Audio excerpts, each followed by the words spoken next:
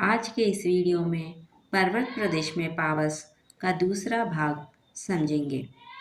गिरी का गौरव गाकर झरझर, मद में नस नस उत्तेजित कर, मोती की लड़ियों से सुंदर झरते हैं झाग भरे निर्झर। गिरिवर के उर से उठ उठ कर, उच्चाकांक्षाओं से तरवर, है झांक रहे नीविर नभ पर, अनिमेष अटल कुछ चिंता पर। अब हम इसका भाव समझेंगे।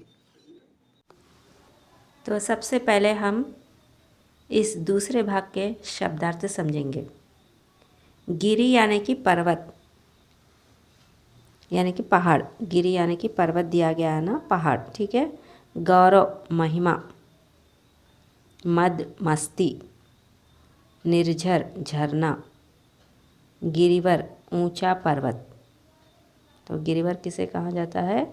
ऐसा पर्वत जो ऊंचा है, ठीक है, ऊंचा पर्वत। उर हृदय यानी कि दिल, उच्चाकांक्षा ऊंची आकांक्षाएं। उच्चाकांक्षा का अर्थ क्या है?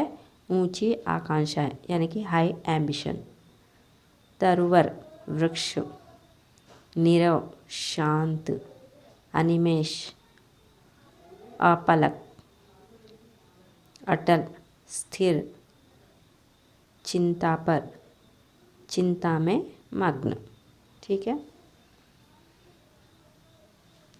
अब हम इसका भाव समझेंगे। कवि वर्षा ऋतु में झरनों में आए नए जोश और सौंदर्य का मनोहारी वर्णन करते हुए कह रहे हैं। तो यहाँ पर जो दूसरे भाग में कविता दी गई है, तो उसमें वर्षा ऋतु में झरनों में आए नए जोश, तो वाटरफॉल, जो झरना है उसे वाटरफॉल कहते हैं। तो इसमें एक नया जोश जागा है।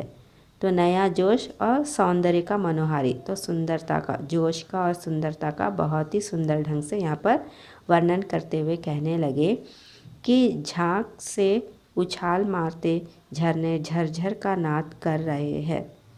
तो जब वाटरफॉल यानी कि झरने पर से जो पानी उछाल मार मार कर गिरता है, तो उस समय वो झाग के समान दिखाई देता है। तो झाग से उछाल मारते झरने क्या कर रहे हैं? झरझर का नाद कर रहे हैं, यानी कि पानी गिरता हुआ पानी का आवाज़ कैसे आ रहा है? झरझर, नाद यानी कि आवाज़ या ध्वनि।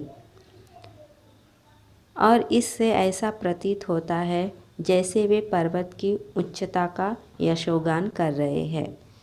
तो जो झरना बह रहा है, तो वह ऐसा प्रतीत यानी कि ऐसा मालूम होता है कि जैसे कि पर्वत की उच्चता का यशोगान कर रहे हैं। तो जो पर्वत है उसकी उच्चता यानी कि वो कितना उच्चतम है, उसका यशोगान, उसकी कीर्ति वह गा रहे हैं। झरनों का स्वर रोम रोम में नए जोश और मस्ती का संचार कर रहे हैं।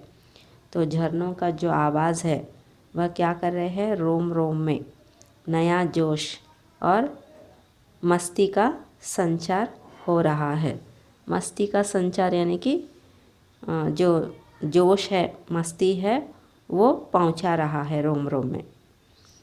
झांक से भरे झरते हुए झरनों का पानी मोती की लड़ियों सा सुंदर लग रहा है। तो झांक से भरे हुए बहते झरने जो है वह मोती की लड़ियों सा सुंदर लग रहा है। तो जो पानी गिर रहा है वह कैसे दिखाई दे रहा है? जैसे कि मोती की लड़ियां हैं और मोती की लड़ियों की तरह सुंदर लग रहा है। ऊंचे पर्वत पर वर्षा में नहाए हुए अनेक वृक्ष बहुत सुंदर दिख रहे हैं। तो ऊंचे पर्वत पर जो वृक्ष है वो वर्षा से नहाए हुए बहुत ही सुंदर दिखाई दे रहे हैं। तो वर्षा होने पर क्या होता है? वृक्ष पर पानी गिरता है, तो वह ऐसा कहा गया है कि ऊंचे पर्वत पर वर्षा में नहाए हुए, यानी कि जैसे ही पानी वृक्ष पर गिरता है तो वो पूरी तरह से साफ होकर हरा भरा दिखाई देता है। तो नहाए हुए अनेक वृक्ष कैसे दिख रहे हैं? बहुत ही सुंदर दिख रहे हैं। ऐसा प्रतीत होता है जैसे ये ऊंचे वृक्ष पर्वत के हृदय में रहने वाली महत्वाकांक्षाएं या उच्चाकांक्षाएं है। तो ऐसा मालूम हो रहा है जैसे कि जो ऊंचे वृक्ष है वह पर्वत के हृदय में यानी कि पर्वत के मन में रहने वाली उच्चाकांक्षाएं, यानी कि मैंने क्या बताया था यहाँ पर, अर्थ हाई एम्बिशन है पर्वत के मन में। ठीक है।